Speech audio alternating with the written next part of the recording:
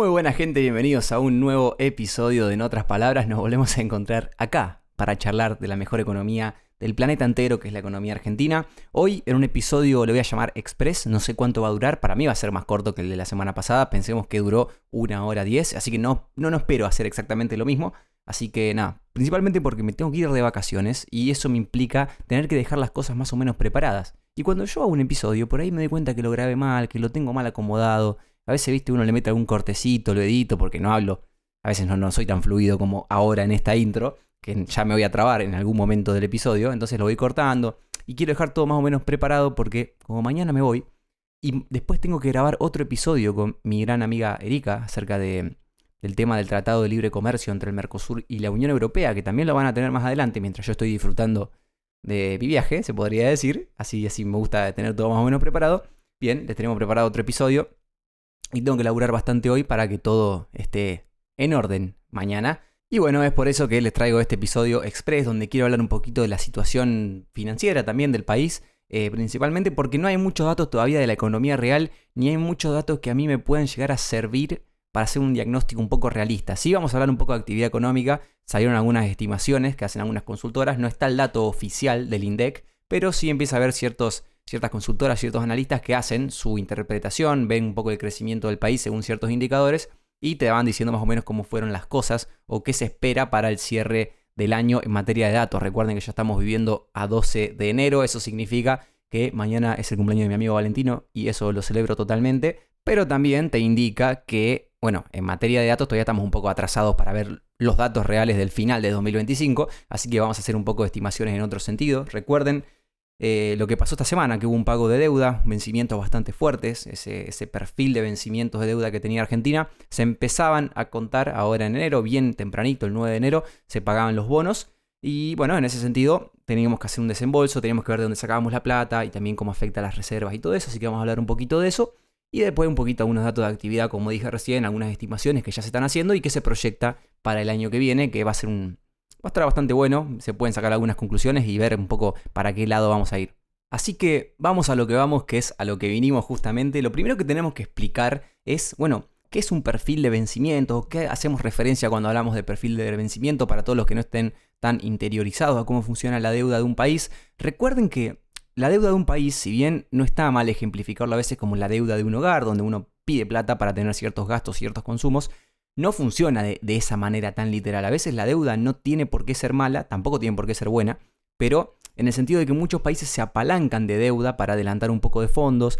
A veces pagamos vencimientos de deuda con más deuda. Entonces eso es bastante normal y es signo de un país saludable que se pueda financiar y tomar deuda para pagar deuda a tasas razonables. O sea, si vos cambias una deuda que te está rindiendo al 10%, no sé, te vence una deuda que vos tenías al 10% y la repagás con una deuda de 30% de interés, lo que te estás haciendo ahí, estás incrementando tu nivel de deuda porque, bueno, entiendo que en esos diferentes momentos del tiempo tu financiación está más complicada. Si nosotros como argentinos nos empezamos a endeudar indiscriminadamente, y cuando hablo de endeudar indiscriminadamente no hablo de pedirle, bueno, toda la plata que le pedimos al FMI, porque si bien son montos altos, no es una tracalada de plata realmente insostenible para el país. Entonces, sí, es mucha plata, hay que mirarlo, no es algo normal que te presten 50.000 millones como nos pasó en 2017 y 2018, ni es normal que después nos presten 20.000 más como pasó el año pasado o en 2024, ya no me acuerdo cuándo se acordó eso, pero bueno, sí, entró en 2025 más o menos. Entonces no es normal, pero tampoco es una locura a nivel país para que no te den la billetera para pagarlo. Y también hay que tener en cuenta otra cosa, que es que la deuda generalmente se aplaza en el tiempo, o sea, se subdivide en el tiempo, no es que vos pedís 10.000 millones y esos 10.000 millones te lo dan todos juntos, a veces sí, pero no es que te lo dan todo junto y después lo tenés que pagar todo junto, no. Hay justamente planes de pago, a veces vos empezás a pagar una parte del capital, otra parte de interés, y en esa sumatoria sean los montos que se hacen. Bueno, por ejemplo, Argentina paga los bonos, los bonares, los bonos propios de Argentina, a más de un año, los paga en enero y julio, entonces ahí te va marcando la cancha. Vos cada enero y cada julio tenés vencimientos fuertes, pero no es que lo tenés ni todos los meses, ni tampoco tenés que pagarlo todo de una, como puede llegar a pasar con otros préstamos, que eso tienen otras características, que generalmente son más cortos. Eso sí, por ahí vos pedís un monto y después tenés que devolver el monto exacto en algún momento del tiempo, que bueno, generalmente es menos de un año o un poquitito más de un año. Como bueno, pasó por ejemplo ahora, lo dije la semana pasada, que se anunció un repo. Un repo es una operación financiera donde vos pones como garantía un activo tuyo. Y ahí, bueno, como pones esa garantía, generalmente es un monto determinado, se pacta una tasa de interés durante el tiempo que se haya también determinado y bueno, lo devolvés o usás como garantía esos bonos. O sea, la garantía sirve para que, bueno, si vos en algún momento decís, che, no te puedo pagar, vos ya pusiste como garantía ciertos activos que te pueden servir como método de pago. Entonces, bueno, esas son las características un poco de la deuda. Recordemos que al país mucho no le preocupa tanto el número del endeudamiento, sino el perfil de vencimientos de esos años siguientes. Argentina, por ejemplo, en 2022, si no me equivoco, hizo toda una movida para reestructurar su deuda, se podría llamar, lo ha hecho en otros momentos, que bueno, cuando vos reestructurás la deuda tenés que ofrecerle a tus acreedores, a la gente que te prestó plata, diferentes formas de cómo le vas a pagar o de cómo se transforma esa deuda. Generalmente uno reestructura cuando ve que es complicado pagarlo, cuando ve que tendría que organizar su plan de pagos de otra forma porque no llega, o porque no le da, o porque no quiere entrar en default. Entonces por ahí los acreedores, en vez de decir, bueno, no me pagues, te empiezan a negociar. En vez de pagarme 100, me pagas 80, o en vez de pagarme a 5 años, me pagas a 10 años, o en vez de pagarme 10% de interés, me pagas 5% de interés en los próximos años. Entonces, ¿se entiende? Por ahí uno reestructura, por ahí va cambiando. Y ahora estamos empezando a vivir y a tener que pagar esos números. O sea, el reestructuramiento de deuda que hizo Argentina, ahora empiezan a pesar los vencimientos, ahora empiezan a pesar también un poco lo del FMI, que el FMI también tiene esa ida y vuelta, porque el FMI a lo mejor te pide, está pactado que le tenés que pagar cierta cantidad de plata en este año, por ejemplo, o en los años siguientes, pero también te van desembolsando algo. O sea, el acuerdo que hicieron entre el FMI, Milei y Ministerio de Economía en Argentina, si bien te desembolsan una parte, cash de contado, también hay una parte que se la reservan para ir desembolsándola a lo largo del tiempo, de a poquito. También algún préstamo con un organismo internacional, Banco Mundial, Banco Interamericano de Desarrollo. Por ahí son préstamos que te lo van dando de a poco y en ese mismo interín de tiempo capaz que tenés que ir pagando de a poco vos también. Entonces se va jugando todo el tiempo con eso. Entonces, en medida que vos vas estructurando tu nivel de deuda, vas viendo qué vencimientos de deuda tenés para los diferentes momentos del mes, diferentes momentos del año o diferentes años. Y ahí, bueno, tenés que ir organizando, ver cuánto acumulas de reservas. Porque, bueno, si vos tenés un préstamo en dólares que tenés que pagar en dólares, como le va a pasar a Argentina cuando tenga que pagar el FMI o el motivo que sea, o mismo los bonos argentinos que son pagaderos en dólares, bueno, tenemos justamente ese problema que ver de dónde sacamos esos dólares. Argentina, en sus reservas, ahora tiene más o menos 40.000, 40 y pico mil millones de dólares de reservas, o sea, pagar 2.000 millones o 4.000 millones como tenía que pagar ahora en enero, no sería un problema de cuestión de no poder pagarlo. El tema es que en la medida que vos cada vez que tenés que pagar empezás a quitar de tus reservas, ahí empieza a ser un poco más riesgoso todo, porque vos tenés pocas reservas, entre menos reservas tengas, menos capacidad de pago. Entre menos capacidad de pago vas a tener que financiarte a una tasa más alta, porque ¿quién le va a prestar a un país que no tiene tanta capacidad de pago como antes? Entonces, ahí empieza a jugar un ida y vuelta que no le conviene ni a Caputo, ni a Milei, ni a nadie, en el sentido de que empezar a agotar las reservas para pagar deuda no te conviene tanto porque después tu riesgo país, tu riesgo de querer financiarte va a ir otra vez para arriba. Y es una lucha que tienen que lograr por lo menos ya sería hasta medio tarde pedirlo ahí, pero bueno, hasta que el primer mandato de Milei, el tipo tendría que poder acceder a un riesgo país o tener un riesgo país lo suficientemente bajo para que te permita salir a financiarte al exterior y que te den dólares a una tasa de interés razonable. Porque bueno, por ejemplo, los préstamos del FMI, ¿qué característica tienen? El FMI es el prestamista de última instancia, básicamente, para los países. O sea, algunos dicen que pedirle al FMI es como irse a la B. Bueno, en ese sentido no te queda otra. Y el FMI, sacando ciertas cuestiones, que por ejemplo te piden ciertas políticas, ciertos ajustes, que te lo pide porque son el acreedor de última instancia justamente, afectan un poco tu política interna, se podría decir, pero bueno, son los que te prestan a mejor tasa. Si vos querés conseguir la tasa que te presta el FMI en un banco internacional, en el JP Morgan, ponele, no es tan fácil. Para eso necesitas un riesgo país realmente bajo. Y ahí, bueno, empezamos a ver las diferentes cuestiones de a qué tasa te conviene financiarte. Hoy en día Argentina está ahí en el límite. Le falta bajar un poquito más para que sea conveniente salir a pedir plata afuera. Y una vez que vos pudiste acceder a pedir plata afuera, ya tu problema no es los vencimientos de deuda. Ahora vamos a hablar un poco de cuáles son los vencimientos que tiene Argentina para el próximo plazo. Pero bueno, esos vencimientos no tienen tanta importancia si pasan dos cosas principalmente. Primero, si accedes a los mercados internacionales, como dije recién, o sea, si podés pedir plata a una tasa de interés razonable y bueno, me vence ahora en julio, me vencen los bonos argentinos, los tengo que pagar. Tengo que pagar 3.000 de capital, ponele, y 1.000 de intereses, que no es el número real. Creo que un poquito más de intereses, pero no importa. Bueno, perfecto, pedí 4.000 millones a los organismos internacionales, a los inversores privados internacionales que quieren comprar un bono tuyo emitido ahora. A los tipos le pagás en un plazo de 10 años y vos cancelaste una deuda que tenías ahora. Entonces, bueno, se va acomodando esas cosas. Y lo siguiente que tenés que tener para que tu deuda sea sostenible o te convenga salir a pedir más plata es que tu economía crezca. Porque, a ver, si vos, llevándolo a un caso extremo, no sé bien los números, no importa, pero si vos tenés un nivel de actividad económica determinado y un nivel de deuda determinado, si vos aumentaste, por ejemplo, la deuda en un 20% y tu actividad económica creció en un 40%, significa que vos tenés más capacidad de pago. ¿Por qué? Porque, bueno, seguramente el Tesoro tenga más capacidad de recaudación, porque el Banco Central, ante esos movimientos de la economía, depende cómo se dé, no importa, pero bueno, a lo mejor tu país empieza a exportar más, empieza a poder proveer de más bienes al exterior y conseguir dólares. También te puede pasar lo contrario, que necesites importar más, eso va a depende de lo que vaya pasando, cómo se vayan dando las cosas. Pero bueno, te puede pasar cualquier cosa y hay diferentes implicancias en la balanza comercial o en estas cuestiones que afectan al dólar, que afectan a la necesidad de financiación de dólares que tiene el país y que te hace que sea más conveniente o menos conveniente salir a pedir. Así que en ese sentido tenemos eso. Fíjense, el nivel de deuda que tiene Argentina, sea alto, sea bajo, hay un montón de mediciones, un montón de peleas en ese sentido, de discusiones acerca de si es problemático, quién aumentó la deuda, quién bajó la deuda, si Milei se endeudó con el FMI, pero Alberto Fernández, Massa tuvieron más aumento de la deuda consolidada. No me voy a meter en explicar lo que es la deuda consolidada, capaz que más adelante ahora en el episodio sí, pero se entiende, o sea, siempre hay discusiones, siempre hay cuestiones que según cómo vos agarres la realidad, te conviene un relato, te conviene el otro, pero vamos a tratar de explicar cómo va a funcionar los vencimientos de deuda de Argentina, los movimientos que hubo, y ver, vos vas a elegir ahí qué opinás de la situación o de qué lado de la mecha te encontrás, dice una canción, ¿no?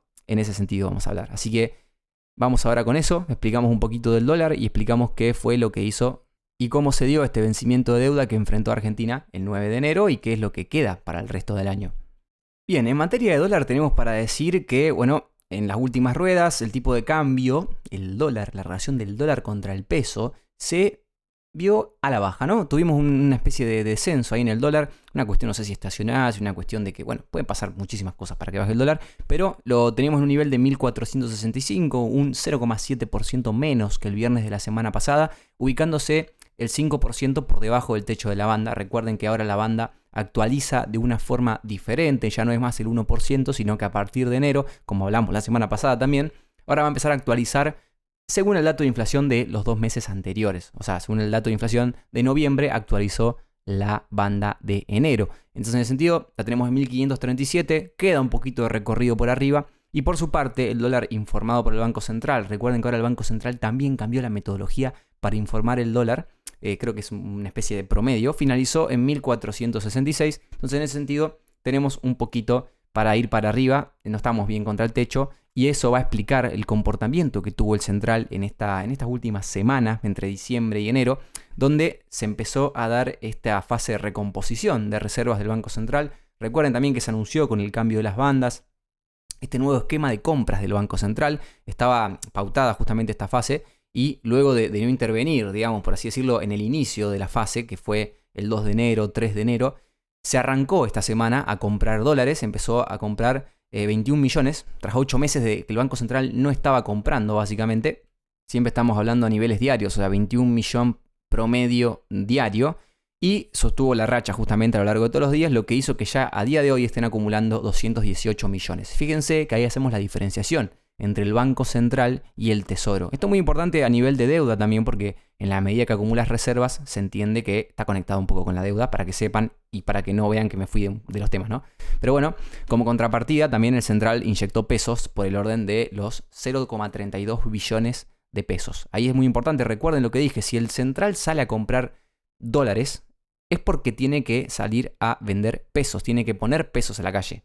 Y después la conexión que hacemos entre los pesos en la calle, la inflación, y bueno, todas estas cuestiones, porque también, entre otras cosas, salió el dato de inflación de Cava, si no me equivoco, la ciudad de Buenos Aires, y dio un poquito más alto, así que hay que ver, si ven el dato de la inflación y les asusta, no ustedes, sino digo Toto Caputo y su pandilla, Bausili y su pandilla, ahí van a empezar a ver qué tantos dólares compramos, si querés que crezca la base monetaria, los billetes.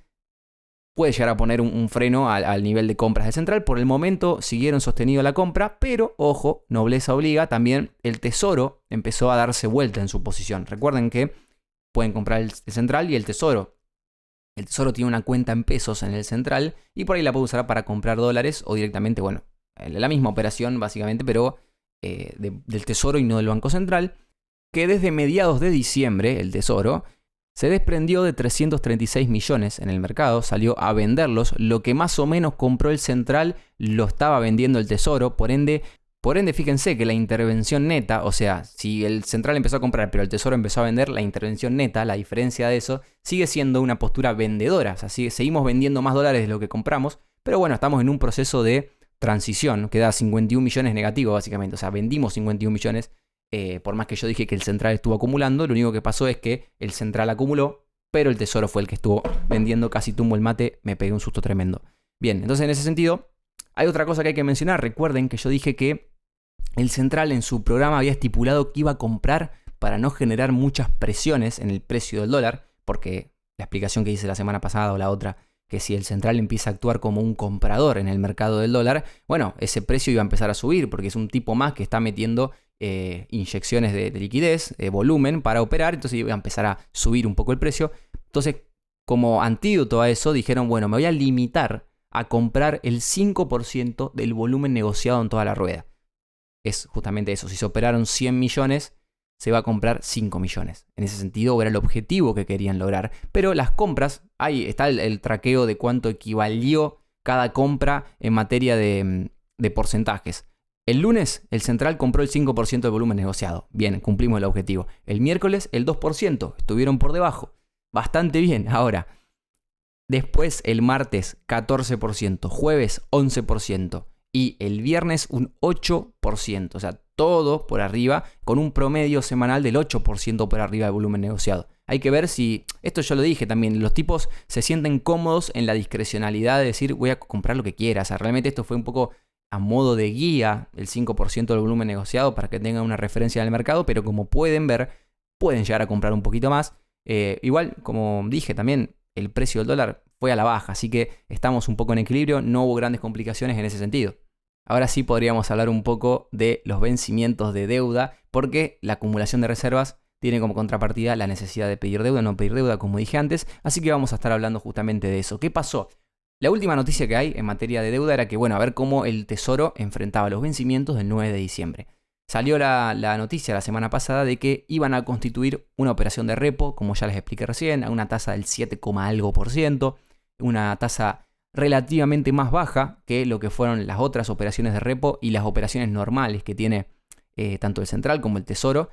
En ese sentido, el repo es de parte del Central, puso como garantía unos bonos, entonces tener esa garantía, tener un plazo relativamente corto, hace que la tasa no haya sido tan alta y los tipos se pudieron hacer de 3.000 millones.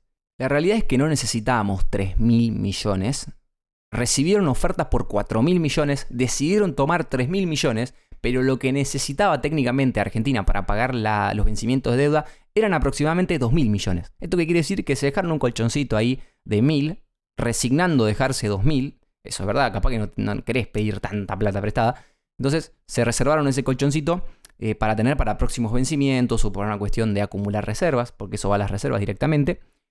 Entonces los datos de este vencimiento de deuda, que eran para el 9 de enero, eran de 4.200 millones de dólares. Hasta ahí estamos, eso era lo que había que pagar entre capital e intereses de globales y bonares, que son los bonos que ustedes conocen, los que más se operan en las plataformas financieras, esos bonos AL 35, AL 38, todos esos con la sigla AL o con la sigla GD, bueno, todos esos bonos argentinos se tenían que pagar.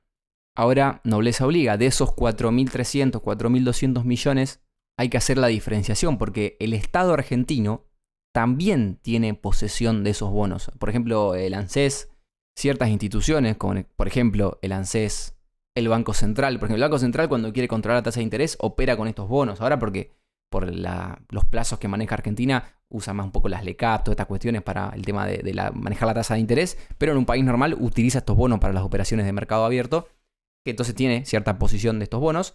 Y bueno, quien los emite fue el Tesoro, así que no tendría sentido que el Tesoro tenga estos bonos, sino a veces lo que hace el Tesoro es salir a comprarlos para sacarlos del mercado y así que empiece a a escasear un poco, aumente el precio, baje la tasa, todo este quilombo, no importa. Lo que quiero decir con esto es que vos a veces no le tenés que pagar de esos 4.200 todo a los privados, que son los que te pueden hacer quilombo, los que te preocupan realmente. A los privados, en este caso, había que pagarle 3.500 millones de dólares, así que ahí ya tenías un poquito de dolor de cabeza menos.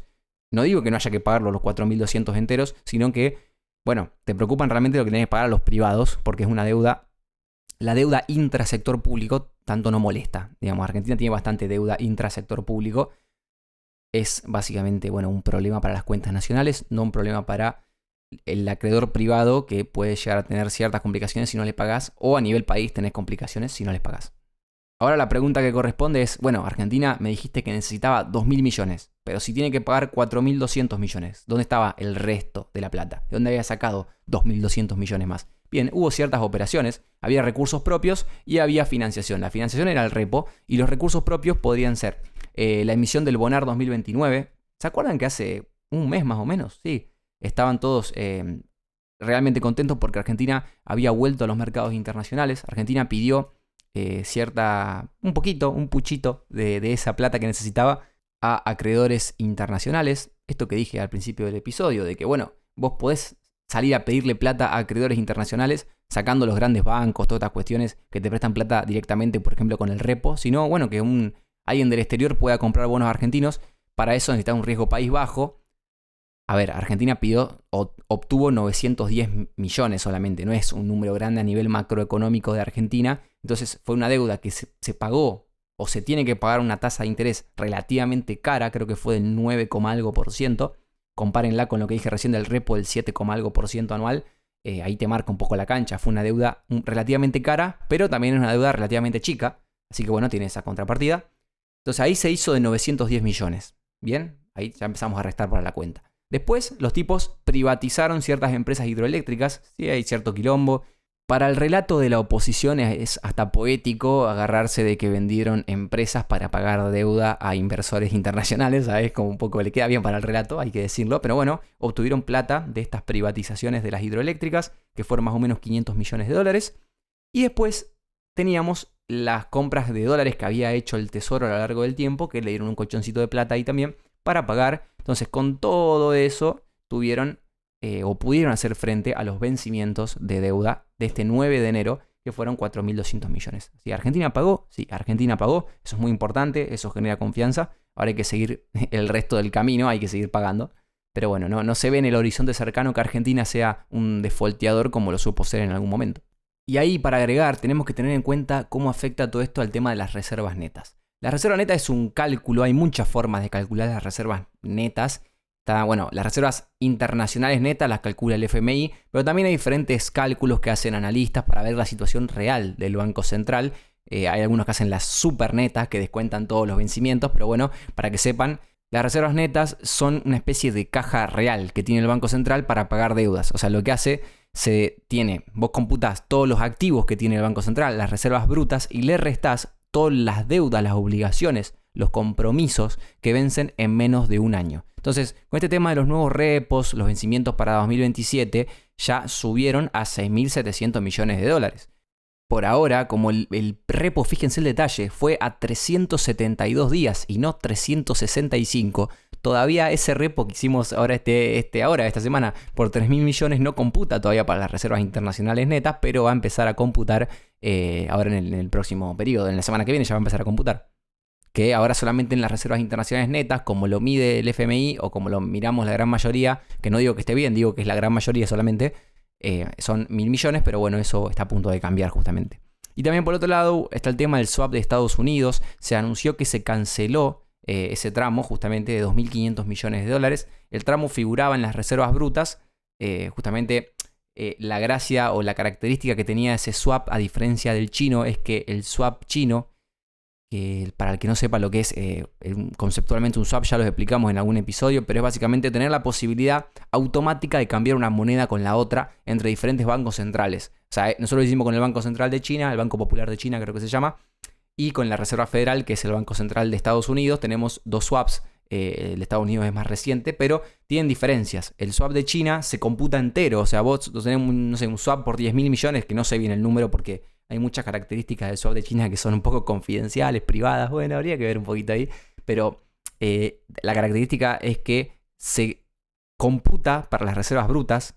Digamos, Argentina puede decir que tiene ese dinero en su poder y ponerle que sea, si el swap es por X cantidad de plata, en las reservas impacta esa X cantidad de plata. Pero en las reservas o en el swap de Estados Unidos, con Estados Unidos, lo que termina pasando es que solamente va a figurar en las reservas el monto que se active de ese swap. Era un swap por 20.000 millones, bueno, se activaron 2.500 millones, solo figuraban esos 2.500 millones. La realidad es que se canceló ese tramo, o sea, se devolvió la plata, si se le puede llamar de alguna forma. Y bueno, lo confirmó hasta el propio Scott Bessent, que es el secretario del Tesoro, la persona quizás más importante para hablar de estos temas, sacando a Jerome Powell, que es el presidente del Banco Central, ¿no?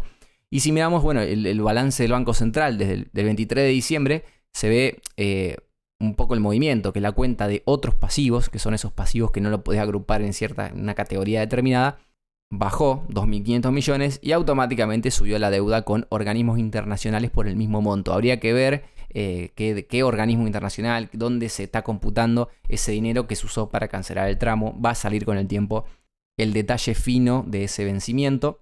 Y la última duda que quedaba por resolver en todo este tema, en toda esta cuestión, es: recuerden, el Tesoro y el Central no son lo mismo. Entonces, si yo te dije que cada vez que el Central quiere comprar dólares necesita imprimir pesos necesariamente, porque así funciona el Banco Central, ¿cómo hace el Tesoro para comprar esos dólares si no lo tiene? Si los tiene el Central, porque el Central es el custodio de las reservas internacionales. ¿El Tesoro puede tener dólares? Sí, obviamente puede comprarlos, pero necesita pesos que haya tenido de algún lado, que haya sacado de algún lado. En ese sentido, es lógico pensar que como venimos teniendo superávit fiscal sostenido y sistemáticamente en estos últimos 2 años casi, no es raro pensar que el Tesoro tenía justamente ese dinero para comprar los dólares. Efectivamente los tenía. Recuerden, el Tesoro tiene una especie de cuenta en el Banco Central donde tiene depositado pesos y ahí lo va usando para justamente administrar las necesidades de dinero de la economía o sus necesidades de dinero. Lo que se estima o lo que se estipula que fue el movimiento que hizo el Tesoro para hacerse de los dólares necesarios para pagar este vencimiento de deuda que hablamos recién es tomar ese dinero que tenía en la cuenta del Banco Central a modo de pesos, a modo de liquidez, y usarlo para comprarle los dólares al Banco Central. Entonces, en ese detalle fino ahora vamos a ver qué consecuencias tiene, porque la semana que viene hay un vencimiento, un llamado a licitación de deuda, que esto pasa cada 15 días, es totalmente normal, pasa en todos los países y pasa también en Argentina, porque justamente son los vencimientos de la LECAP más corta, de ciertos bonos que salen o que se tienen que pagar, se tienen que reemplazar, rolear la deuda, como se le dice. Esto hemos hablado muchas veces en los diferentes episodios. Lo importante es cómo el Tesoro quedaba parado en pesos para hacer frente a esos vencimientos. O sea, son vencimientos de deuda de menor envergadura, son una cuestión más de liquidez, una cuestión más de cuánto dinero le inyectas a la economía o no. No me quiero complicar demasiado, pero para que vean que estamos separando estos vencimientos, porque son dos cosas diferentes. No te preocupan tanto lo que es vencimientos de bonos globales y bonares a lo que es el llamado a licitación de la Secretaría de Finanzas. Son dos cosas diferentes.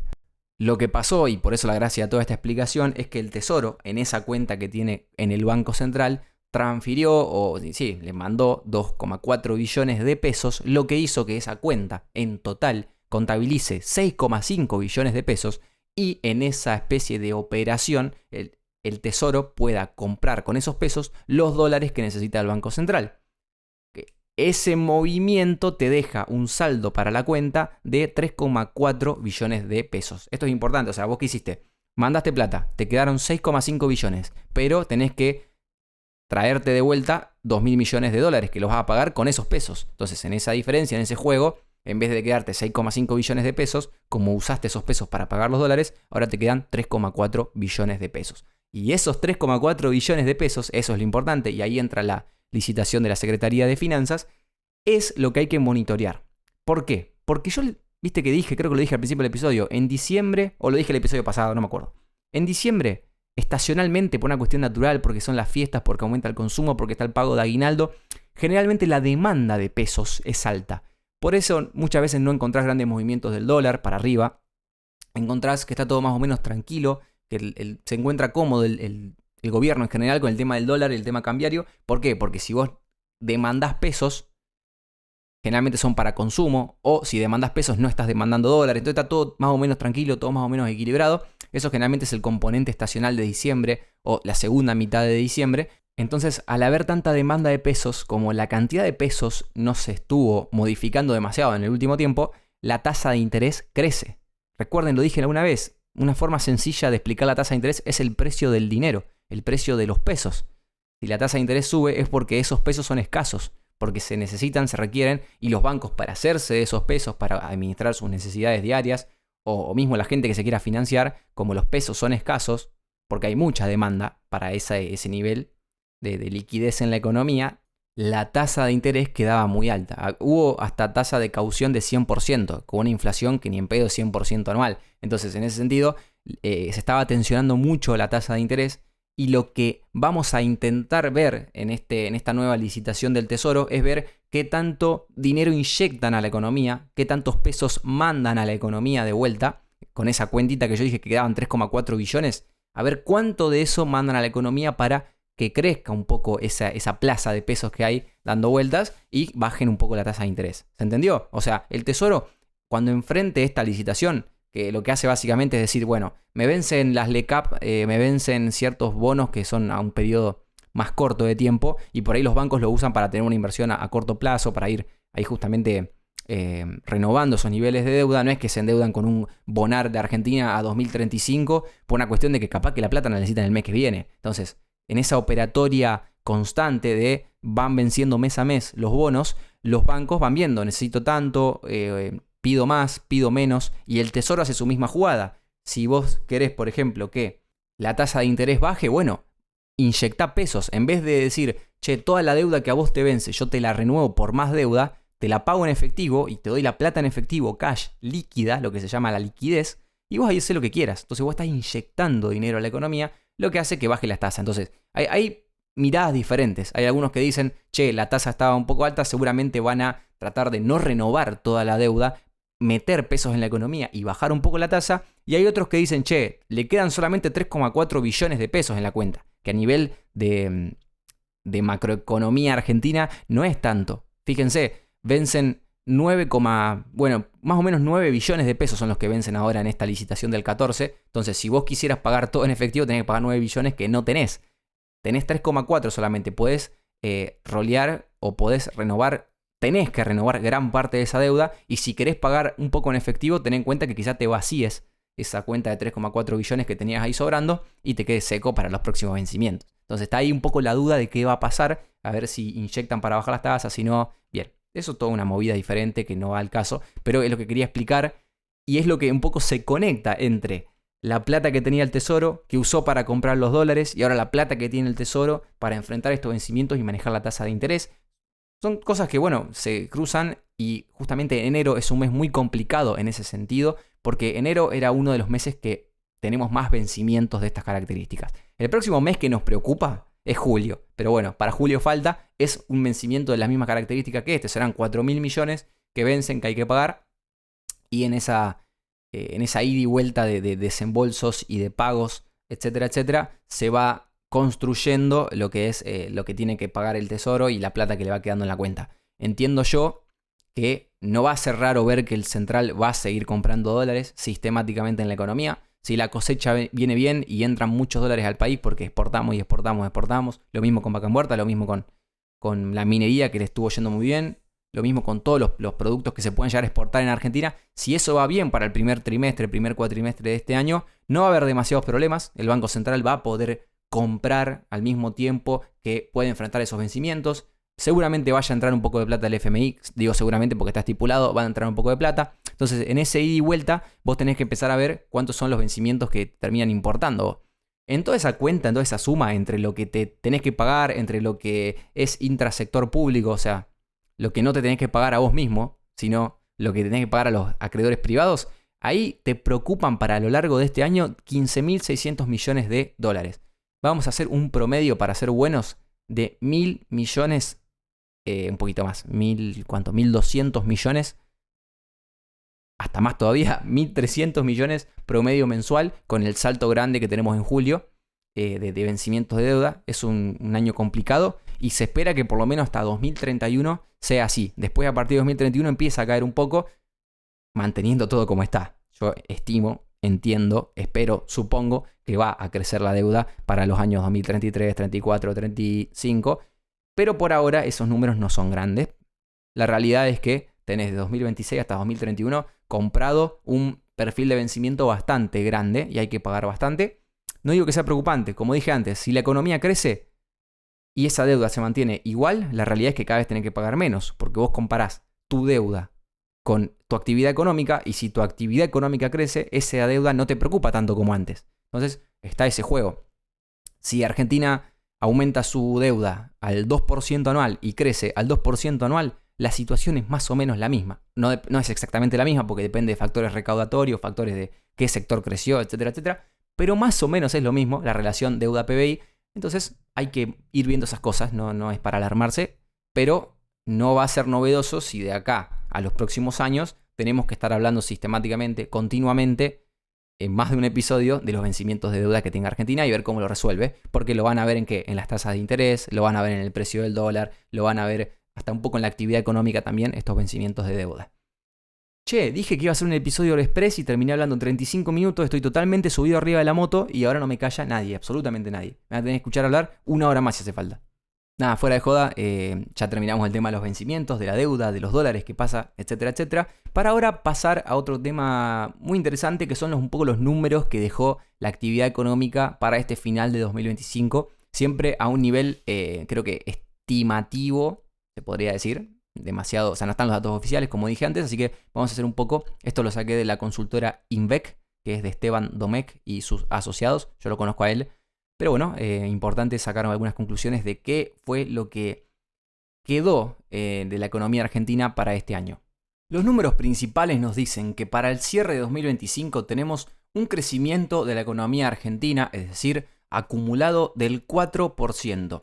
Desde enero hasta diciembre de 2025 la economía argentina creció aparentemente, estimativamente, no va a dar muy diferente a las estimaciones oficiales, pero un 4%. Venimos de un rebote. Recuerden que el año 2024 fue un año que cayó 1,3% de la economía argentina. Y también lo que decimos siempre acerca de estos datos que miden la actividad económica en general, que esto es un dato general, es un promedio de todas las actividades económicas, primarias, secundarias, terciarias, de recolección, industriales, todo, absolutamente toda la economía argentina. Hay sectores que requieren más mano de obra, otros menos. A lo mejor que te crezca 5% la refinación de petróleo no es lo mismo que te crezca 5% la industria textil o el sector de la construcción, que son sectores mucho más intensivos en mano de obra. Entonces, por ahí no se siente tanto, no se percibe tanto, pero la economía argentina, mal que mal, creció 4%. Tampoco dijo que esto no se note, sino aquellos sectores que están totalmente abarcados